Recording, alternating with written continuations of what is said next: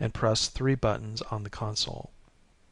From jets embedded in the walls, a fine spray filled the room with fog. "Germicide," Kramer said.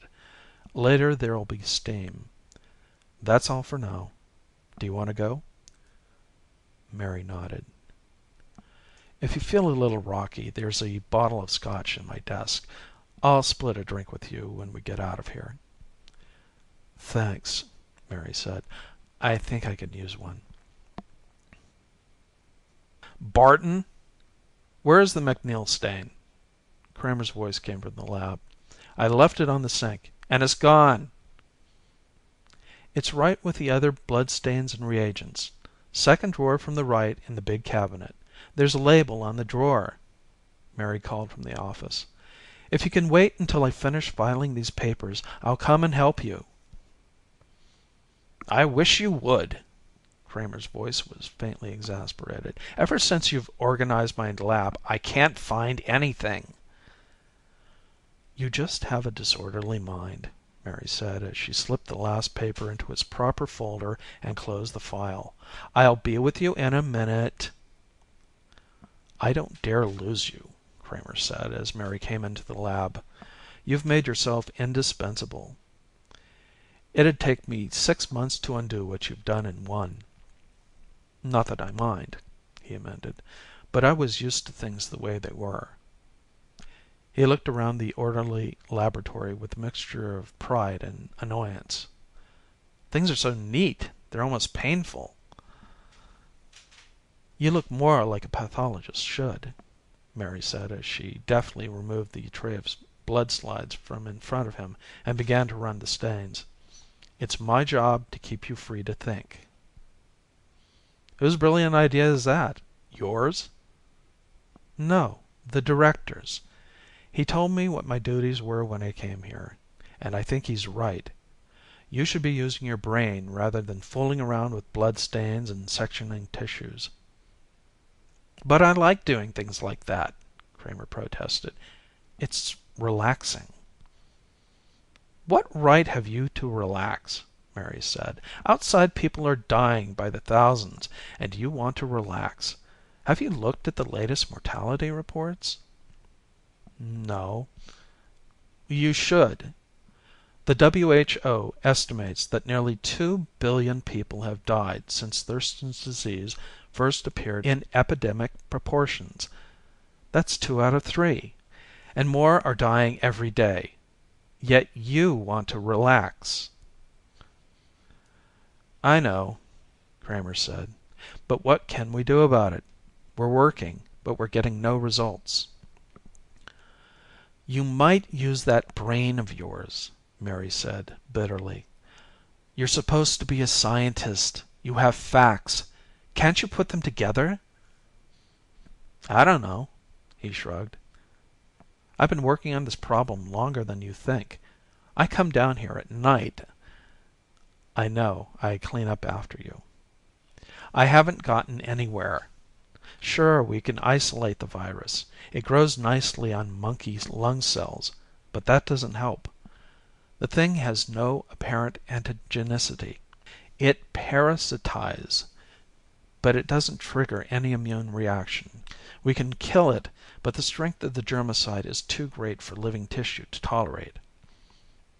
"Some people seem to be immune." "Sure they do. But why?" "Don't ask me. I'm not the scientist." "Play like one," Kramer growled. "Here are the facts. The disease attacks people of all races and ages. So far, everyone who is attacked dies. Adult Europeans and Americans appear to be somewhat more resistant than others on a population basis. Somewhere around 60% of them are still alive, but it's wiped out better than 80% of some groups. Children get it worse.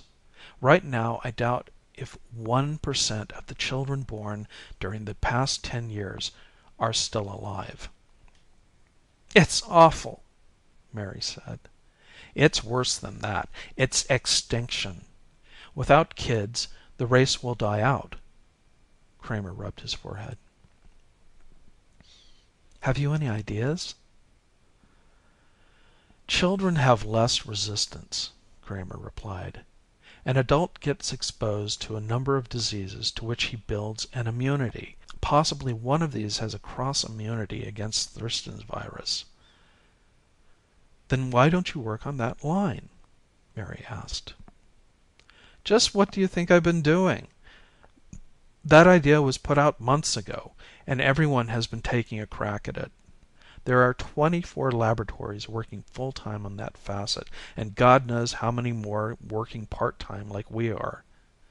I've screened a dozen common diseases, including the 6 varieties of the common cold virus. All, incidentally, were negative.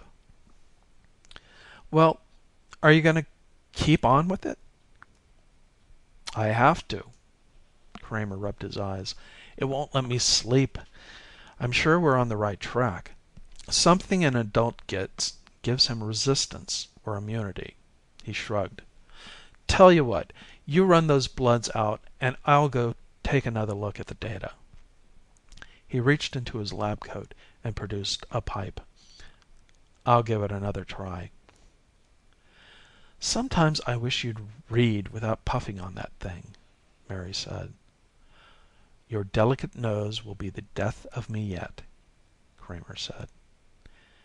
It's my lungs I'm worried about, Mary said. They'll probably look like 2 pieces of well-tanned leather if I associate with you for another year. Stop complaining. You've gotten me to wear clean lab coats. Be satisfied with a limited victory, Kramer said absently, his eyes staring unseeing at a row of reagent bottles on the bench. Abruptly, he nodded. Fantastic, he muttered, but it's worth a check. He left the room, slamming the door behind him in his hurry. That man, Mary murmured. He'd drive a saint out of his mind. If I wasn't so fond of him, I'd quit. If anyone told me I'd fall in love with a pathologist, I'd have said they were crazy. I wish... Whatever the wish was, it wasn't uttered. Mary gasped and coughed rackingly. Carefully, she moved back from the bench, opened a drawer, and found a thermometer. She put it in her mouth. Then she drew a drop of blood from her forefinger, and filled a red and white cell pipette, and made a smear of the remainder. She was interrupted by another spasm of coughing, but she waited until the paroxysm passed, and went methodically back to her self-appointed task. She had done this many times before. It was a routine procedure to check on anything that might be Thurston's disease. A cold, a sore throat, a slight difficulty in breathing, all demanded the diagnostic check. It was as much a habit as breathing. This was probably the result of that cold she'd gotten last week, but there was nothing like being sure. Now let's see. Temperature 99.5 degrees. Red cell count 4.5 million. White cell count, oh, 2,500. Leukopenia! The differentials showed a virtual absence of polymorphs, lymphocytes, and monocytes. The whole slide didn't have 200. Eosinophils and basophils way up, 20 and 15% respectively, a relative rise rather than an absolute one. Leukopenia, no doubt about it. She shrugged. There wasn't much question. She had Thurston's disease. It was the beginning stages, the harsh cough, the slight temperature, the leukopenia. Pretty soon her white cell count would begin to rise, but it would rise too late. In fact, it was already too late. It's funny, she thought. I'm going to die, but it doesn't frighten me. In fact, the only thing that bothers me is that poor Walter is going to have a terrible time finding things. But I can't put this place the way it was. I couldn't hope to.